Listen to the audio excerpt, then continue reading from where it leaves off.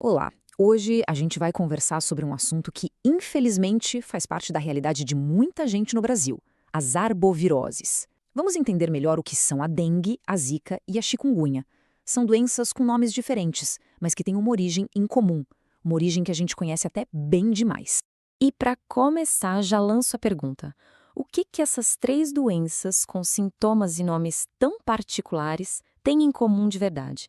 A resposta, olha, está no inimigo bem pequeno, mas que faz um estrago danado e vive bem perto da gente. Olha só o nosso roteiro de hoje. Primeiro, a gente vai conhecer esse inimigo em comum. Depois, vamos entender cada uma das três ameaças, aprender a diferenciar os sintomas, que é crucial, né?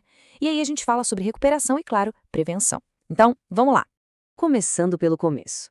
Afinal, quem é o grande responsável por espalhar essas três doenças por aí? Bom, o nome técnico para elas é arboviroses. É um nome que parece complicado, mas é só uma junção de vírus com artrópodes. Ou seja, são doenças causadas por vírus que são transmitidos por artrópodes. E o principal deles, o vetor que a gente mais conhece, é a fêmea do mosquito Aedes aegypti. É a picada dela, quando está infectada, que dá início a todo o problema. Agora que a gente já identificou o vetor, vamos dar uma olhada em como um único mosquito consegue carregar três ameaças virais tão diferentes. Aqui a gente tem um resumo da personalidade de cada uma, digamos assim. A dengue, ela é conhecida por ser bem dinâmica, afetar o corpo todo e, o mais importante, ela pode evoluir para casos bem graves. A zika, por outro lado, costuma ser mais leve, mas o grande alerta dela são as possíveis complicações neurológicas.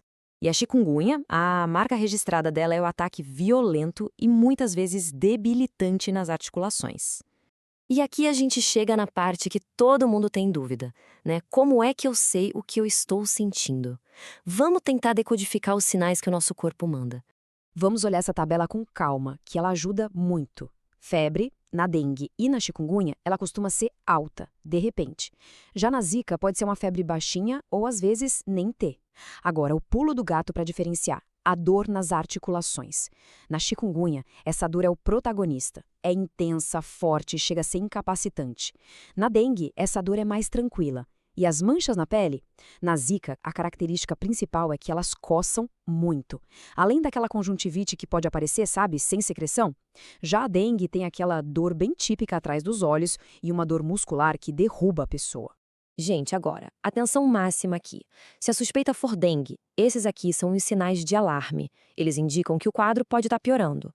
Dor forte e contínua na barriga, vômitos que não param, qualquer sangramento, seja na gengiva, no nariz, uma moleza extrema, irritabilidade ou tontura. Se aparecer um desses sinais, é para procurar ajuda médica na hora. Não é para esperar, tá? Isso é muito sério. Certo, o diagnóstico foi feito. E agora, qual o próximo passo? Vamos falar um pouco sobre o tratamento e como funciona a recuperação.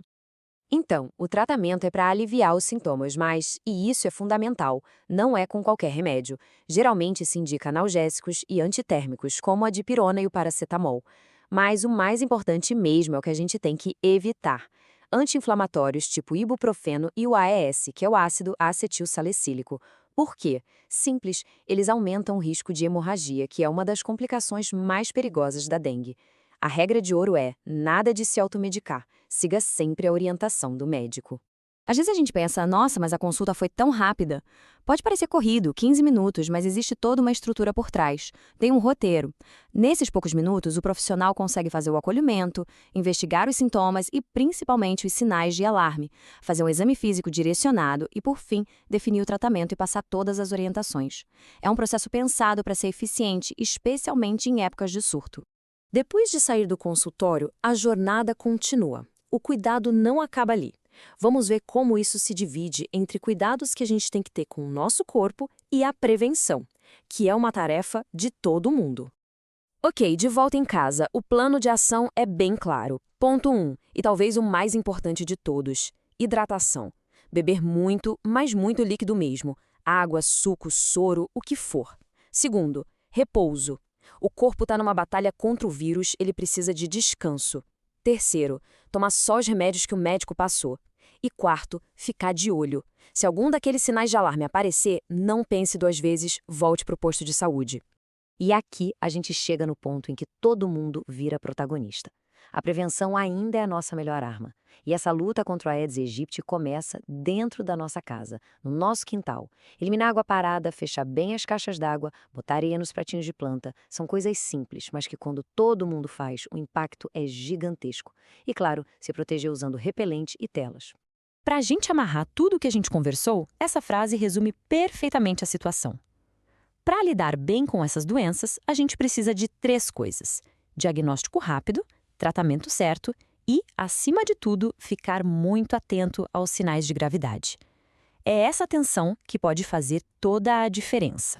E para terminar, fica essa reflexão. A gente tem a informação, a gente sabe o que fazer. O grande desafio agora é como pegar tudo isso e transformar em ação de verdade, em uma ação coletiva, na nossa rua, no nosso bairro. A resposta para essa pergunta, com certeza, vai definir como a gente vai enfrentar as arboviroses daqui para frente.